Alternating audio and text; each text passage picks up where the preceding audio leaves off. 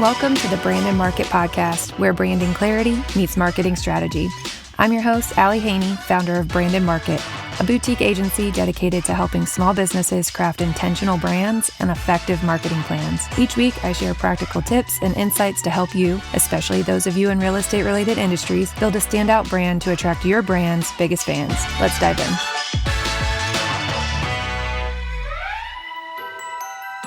Hey, hi, hello, and welcome back to another episode of the Brand and Market Podcast. I'm your host, Allie Haney, and today is a special edition Halloween episode.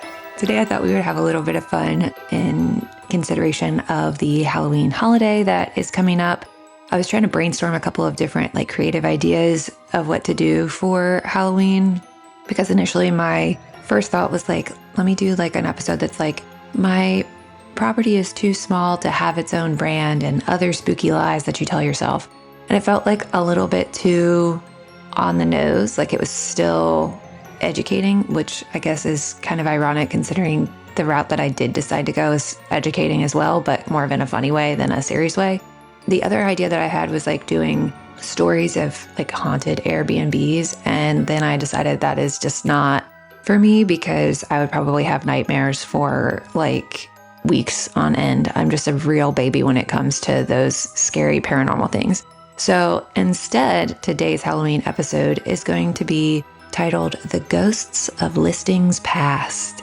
And what I'm going to do is I'm going to go back to my very first Airbnb listing and basically roast it and give you all of the lessons and that I've learned and the things that I did wrong with that listing, so that your listing does not haunt you the way that one haunts me. For those of you who don't know, the very first Airbnb that I put online was in Sneads Ferry, North Carolina.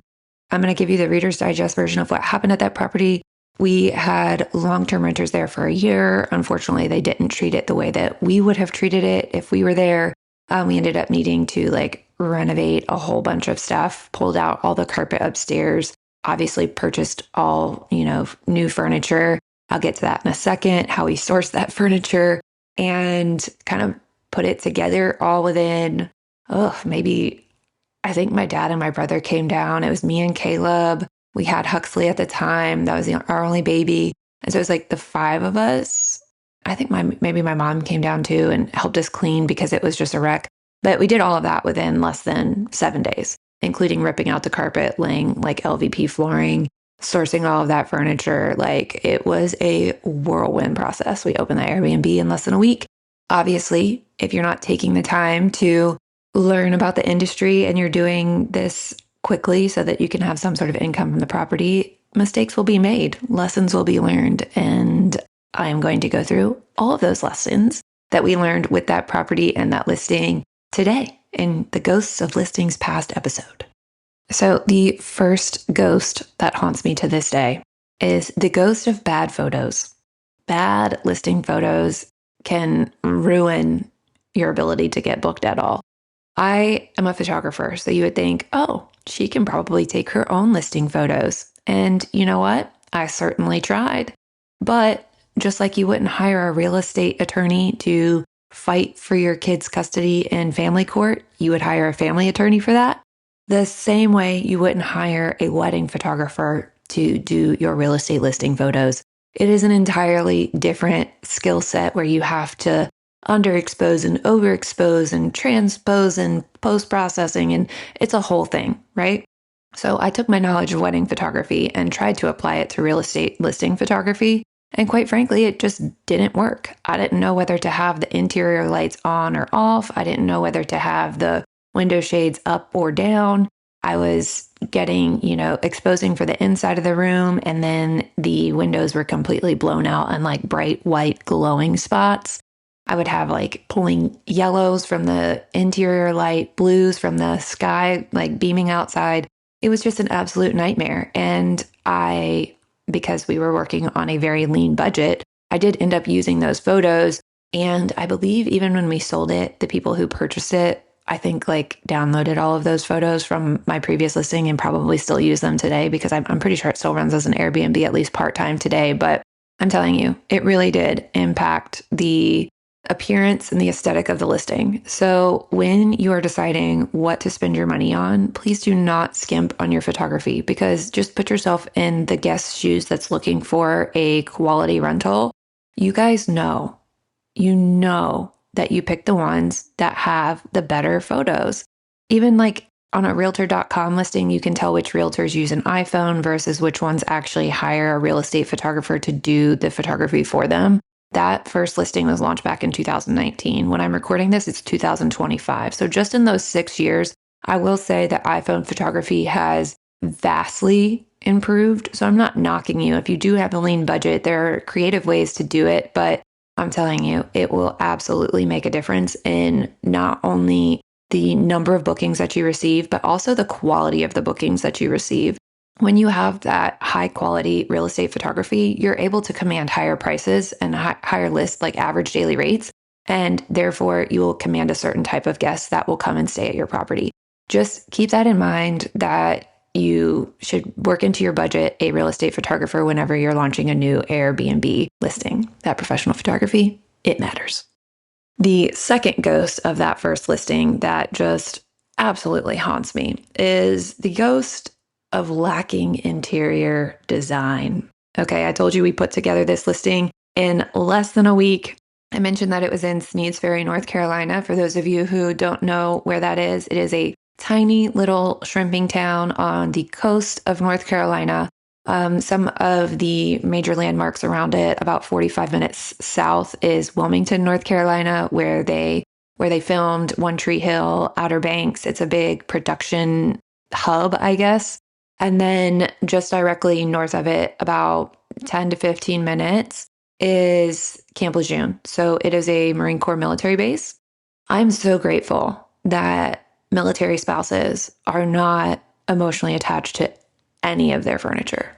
None of it, not a single piece. Because when we went down there to renovate that property, we did not have any, like all of our furniture. First of all, let me back up. That property that we had on Airbnb that we long-term rented for the year that we have ultimately turned into the Airbnb, that was our first home that we bought together. So we lived there for 3 years while Caleb was stationed there. And then when we moved away and got orders, that's when we turned it into a rental property. All of our furniture was in Virginia with us. We didn't have any furniture to fill an entire 2,000 square foot house to become an Airbnb. And of course, like our long-term renters, they took all of their furniture with them. So like it was just an empty, just skeleton of a house. See what I did there, since this is a Halloween episode? So we had to source all of that furniture. Thankfully, both my parents and Caleb's parents had a lot of extras at their house. So we did pull a couch from Caleb's family, I think. My mom sourced a lot of the kitchen stuff. And so we had some stuff to start with, but we Facebook marketplaced the hell out of that house. I thought for sure that we would, have some of the major appliances still left over from when the long-term renters were there, because we left our refrigerator, we left our washer and dryer. Unfortunately, when we got to the house, once we got the long-term renters out, the refrigerator had black mold in it. Apparently it had stopped working, but they never notified us. They purchased their own refrigerator and then took that brand new refrigerator with them and left the old one at the house. So boom, right off the bat, unexpected expense, a brand new refrigerator to put in the Airbnb, and also having to haul away the old refrigerator, which was a pain in the behind. And then second unexpected appliance expense was the washer and dryer. I don't even remember what the situation was, but they stole the dryer. Apparently that's the easier one to lift. It's not quite as heavy. So they stole the dryer. And then the washer, I don't remember what happened with the washer. I remember there was a washer out in the backyard, but I don't remember if that was their washer or ours. It was a whole mess, like an entire mess when we arrived. The second unexpected expense was that washer and dryer. I will tie this back around to interior design, but give me a second. So that we went on Facebook Marketplace and I was like, we don't have, an extra, I think it was like $1,200 at the time to get a brand new washer and dryer from Lowe's. So we did try to do the scratch and dent route, which we ultimately did for the refrigerator. We got that at a very affordable price because it was like a tiny little dent in the back of the refrigerator where you couldn't even see it. I was like, just for kicks and giggles, let me look on Facebook Marketplace and see if we can source a washer and dryer. So I went on Facebook Marketplace, found a washer and dryer, brand new, like maybe been used for like 3 months for like $400. It was an absolute steal. And it was like a really nice washer and dryer too. So I like send Caleb out to go get this washer and dryer. This military wife, she had like, her baby was on her hip and she was just waiting for Caleb to get there. And I guess you kind of like, there's like some unspoken things about Facebook Marketplace. Like a washer and dryer, you obviously can't lift yourself. So if you're like selling one, you would think that there would be like another person that was like physically capable of helping you load the washer and dryer onto the back of the truck. But there was no spouse there, no extra person. It was just her. And so Caleb was like, hey, like, what's going on? He just kind of like asked a question to start a conversation. And she was like, well, he was, seeing another woman and I'm getting all of his stuff out. And it was like a whole like drama thing that we accidentally walked into to get our $400 washer and dryer. And so we ended up getting the washer and dryer. And there was like, anyway, it was just very funny that like that is not uncommon in the military community. Also, just with people moving all of the time, there's a lot of, whenever you move to a new house, you don't necessarily have the same amount of space for that old sectional couch that you used to have that fit in your house in California. It doesn't necessarily fit in your house in North Carolina. So I sourced the vast majority of all of that furniture off of Facebook Marketplace from military spouses that had gotten orders and moved. That's pretty much like the entire interior design plan was Facebook Marketplace. All of that to say, put some intentional thought into your interior design, because if you don't, it is going to end up looking hodgepodge. It's not going to be cohesive, and it's just going to not present well in those professional photos that you get taken. So put some extra thought into that as you are designing the inside of the house. And I'm going to add another layer onto this, the ideal guest that you want to come, that you want to stay. I thought I knew who was going to be staying at our house in North Carolina. I thought it was going to be families that were wanting to come to the beach, because the house was about 5 miles from the beach, 5 minutes from the beach. And our actual house was only a half mile from the water. We had a boat landing in our subdivision. And so like if you had paddle boards already and you were bringing them, you could literally drive them half a mile down and put them in the water and paddleboard right there, or kayak or whatever.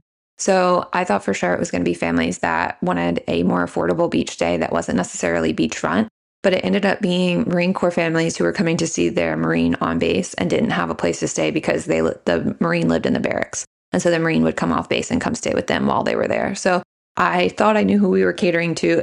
We ultimately ended up catering to a different guest avatar. So just keep that in mind when you're doing the interior design. Oh, there was another point that I wanted to make for the ghost of lacking design there. Remember when I said we pulled out all the carpets and we replaced it with LVP? So when I was doing all of that Facebook Marketplace, I'm going to say in quotation marks, sourcing, because that is a sore excuse for sourcing interior, like furniture. But we had LVP all upstairs. And so like in my head, I literally, well, actually it wasn't even in my head. I pulled it out of my head and put it on a spreadsheet. All of the pieces of furniture and all the things we needed for each bedroom, each common area, etc. So when I was doing that checklist or that spreadsheet, I had all of the big, like major pieces of furniture. So for example, in a bedroom, I had the bed frame, mattress, linens, 2 nightstands, lamp for each nightstand, and possibly a dresser if we could afford it. So, okay, cool. Got all of that stuff checked off my list, got it in there and got it staged, and then realized I had no extras. I did have some decor. I had hung some like pictures, my own photos from the times that we lived there. So they were actual like my photos from Topsail Beach and New Bern and Wilmington, etc. But do you know what's missing? And an entire floor of LVP with no carpet, nothing to absorb sound, rugs. I totally forgot the like finishing touches, like especially on the floor. It was like an echo chamber in there. I did not think through what the guest experience would actually be. So I immediately, as soon as we started having income, had to order rugs to be able to put in there so that when people got out of bed, A, their feet weren't freezing cold on that LVP, but B, it didn't sound like an echo chamber in every single bedroom because all the bedrooms were upstairs. That haunts me from that first listing, not having any rugs in those rooms with LVP flooring. Hey host, you've got a lot of responsibilities on your plate. Guest communication, cleaning coordination, marketing, and everything in between. If you've been listening to this podcast for a while and love all the great actionable tips, but just have zero time to execute on them, then it might be time to get some help. You're in luck. I've been a superhost for over 6 years with over 200 5-star reviews, and I'm here to help you elevate your short-term rental business. I've co-hosted properties across 3 states, managing everything remotely and ensuring my clients' guests have a seamless 5-star experience every single time. Here at Branded Market, we focus on creating a unique guest experience through cohesive branding for your property. It gives boutique hotel rather than side hustle short-term rental. So whether you need help with guest communication, maintaining your listing, or just keeping things running smoothly day to day, my co-hosting services take the stress off your shoulders so you can focus on growing your business and portfolio or getting that side hustle back over to the side. Let me make your listing into your legacy, one great guest experience at a time.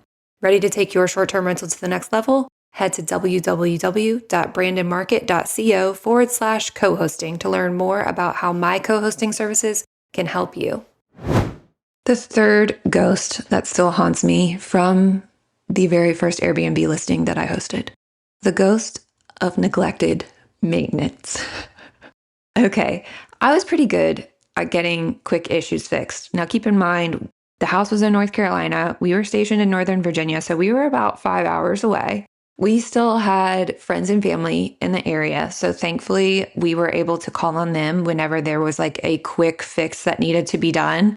Let me give you an example. So in the master bathroom, there was a jacuzzi tub. And people loved to use that jacuzzi tub, which is wild because I could probably count on like one hand how many times I used that jacuzzi tub when we actually lived there and for 3 years. But people on vacation, they like to pamper themselves. So that jacuzzi tub was used all the time. There was one guest that they must have used the towel rack to like pull themselves out of the jacuzzi tub and ended up ripping the towel rack off of the wall. Honestly, no big deal. It's a quick drywall repair and a new purchase of a towel rack, right? Not a big deal. I had that fixed within 24 hours, absolutely, before the next guest like came in. So those like quick fixes that were like one-offs, I was really good at.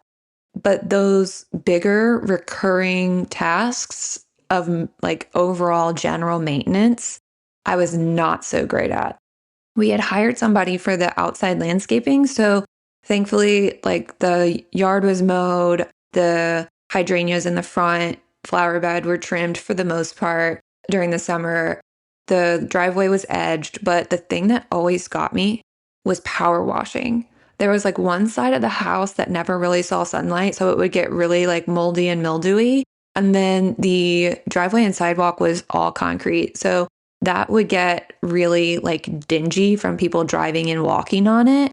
Honest to goodness, I just never remembered to have like an annual power wash for that property. But the issue was that when we were there for that like 1 week where we were just doing like an overhaul of everything and getting the Airbnb set up, that's when I took the photos. And that was right after Caleb had power washed the driveway and the house.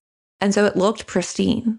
But then a year later, when people were still seeing those pristine photos online, well, the pristine concrete in the dingy looking photos, they would, come to the property and then see all of this like dirt and debris on the concrete itself. And so it was not matching their expectations. And it was something that I let fall under my radar. So that is something that kind of haunts me and has been a learning lesson for especially managing properties, I will say virtually or from afar. Like when you're not physically there and you don't actually see the property, it's very easy for those like long-term maintenance issues to go unnoticed. So just keep that on your radar especially if you are hosting virtually. Ghost number 4. The fourth thing that haunted me about that first Airbnb listing was the ghost of forgotten supplies or amenities. So I think I've told this story on air before, when we first set up that Airbnb, again, very quickly, I forgot some really basic stuff, especially in the kitchen. So I already touched on the fact that I forgot rugs, but this gets even better. So the very first people that we hosted, it was actually over Thanksgiving. Maybe it was like maybe stay number 2 or 3, but they were the first ones that ever booked with us. I, was enjoying my time off for Thanksgiving. And then all of a sudden my phone dings and they're like, hey, where are the coffee cups? I think we overlooked them. And I was like, where are did we leave coffee cups? And so I found out that I did not supply the house at all with any type of coffee cup. And they were gracious enough to go actually to like the Dollar General or Dollar Tree. It was only a couple miles from the house, but they still had to like interrupt their Thanksgiving celebration to go get coffee cups because I didn't supply them. They did end up leaving them for us. They were just like those standard white coffee cups that you'd find, but I like had to Airbnb them, like send money to them through Airbnb to reimburse them for the coffee cups. And I was like, oh my God, how did I overlook this? Follow up to that though, I, was thinking, oh, I want to be so hospitable. So every set of guests, I left a bottle of wine out right next to the like welcome basket, welcome book and everything. It was a local bottle of wine from Duplin Winery. And I thought that was just so special. But did I leave wine glasses to drink the freaking wine out of? No. So here's this beautiful, nice, locally sourced bottle of wine. And good luck finding a mason jar in the kitchen cabinet to drink it out of. So that still to this day haunts me that those very simple things I just absolutely looked over. So if you are wanting to start your own Airbnb, please don't overlook the basics like coffee cups and wine glasses, especially if you're going to leave a bottle of wine out for the guests to enjoy while they're there. Last ghost that haunted me. And I will say that I have grown a lot in this area since that first Airbnb listing launched, but it's the ghost of lost revenue. That Airbnb was booked out. We had a very high occupancy rate. Of course, every market sees some seasonality in some capacity. I thought for sure that this property would see, high summer season, then a shoulder season in like, March-ish and October-ish, and then it would probably be dead from November back to February. That's not the case, especially because, and I thought that because I still associated it with the beach. I didn't associate it with the military base, which is wild because that was the only reason we were there anyway. But people want to come see their military member, their Marine, for Thanksgiving and for Christmas. There are homecomings. There are battalions and units coming home from deployment at all times. There are always people having babies in the Marine Corps. So people were coming for baby showers or to help their loved ones when they were having, one of their kids, to be there for them once they got home from the hospital. Like it was just a constant occupancy rate. Like we would have same day turnovers multiple times a month. I remember when we first sat down I think it was mostly me at this point because Caleb was working really hard on his job in Quantico. But I was sitting down and I had this like actual physical print out of a calendar. And so I took what I thought was going to be like high season, shoulder season, and off season. And I did tier the pricing between those 3 seasons. So it was more expensive to come in the summer than it was in shoulder season than it was in off season. But I had, other than that, like it was still a flat rate. So like if it was April 1 to right after Labor Day weekend, like September 15, that was all one flat rate. I think I might have occasionally increased for like Memorial Day weekend or Labor Day weekend. But like outside of that, it was very static pricing. I did not have any type of dynamic pricing software involved in that. And that would have helped us make so much more money. It was not really strategic. I mean, it was a tiny little bit of strategy, but it was not really a strategic move at all. And we left so much money on the table. Like now looking back, it just makes me so sad, A, that we ever sold that property, but B, that like we made money. We made a lot of money. And like we purchased that house in 2015. We had a freaking low interest rate. It was like 2.2 or something, like absolutely unheard of, like a third of what rates are going for these days. and purchased that property in 2015 for a very low price. And I was just like, we could have made so much more. I'm grateful for the income that it brought our family, but like we could have capitalized that on that property so much more. And it haunts me to this day, but I wouldn't be where I am today without learning those lessons back in 2019 and 2020. So I am still grateful, even though that ghost of lost revenue still haunts me all the time. Those are my ghosts that haunt me, but I do want to throw in this story, and I'm positive I've told this one on air before. Like I said, I can't really look up. I guess I could. I don't really want to look up scary stories from other haunted Airbnbs, but I will tell you a funny story that a guest asked us in the very early days of us becoming Airbnb hosts. So it had to have been one of the first like 5 guests that were at this North Carolina house. And they said, we got a message at like, I don't know, it was early in the morning. I don't remember exactly what time, but like as soon as they woke up, they messaged us and they were like, did you guys ever live in this house? And I was like, yeah, we lived there for 3 years. She's like, did you ever feel a presence in this house? And I was like, no. Like in my head, I'm thinking, we lived there for 3 years. Caleb was deployed twice for 6 months. So he was gone for at least a third of the time. Plus, like month or 8-week long trainings. Like it was a lot of time. He was gone more than he was home. And so I was like, I was there by myself like a lot. And I never felt like freaked out. It was like one of the safest places I've ever lived. Like I left my keys in the ignition. No, there were no funny feelings going on, right? So she's like, well, every morning at like around 2:00, we hear this noise downstairs. Remember, all the bedrooms are upstairs. We hear this noise downstairs and it sounds kind of like the Keurig or like a coffee maker is brewing. And I'm like, that's so weird. What could that be? I'm racking my brain. This is so funny. Like I told you, we were just sourcing things from everywhere that we could possibly find. So we took the Roomba down there because we didn't have an extra like handheld vacuum cleaner, but we still wanted the guests to like be able to clean while they were there, if they were there for like a week. I left the Roomba down there, but we didn't remember that we had it set on a timer for our house every morning at 2:00 to vacuum the floors while we were asleep.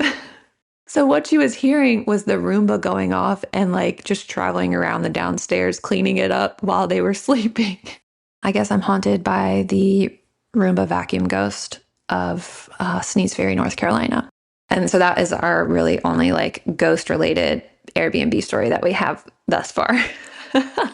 Hopefully never one again. Oh dear God, that would scare my pants off. All of the ghosts that haunted me, from bad listing photos to lacking interior design to lost revenue to forgotten supplies, all of those you can use as a lesson moving forward for any of the Airbnbs that you're launching.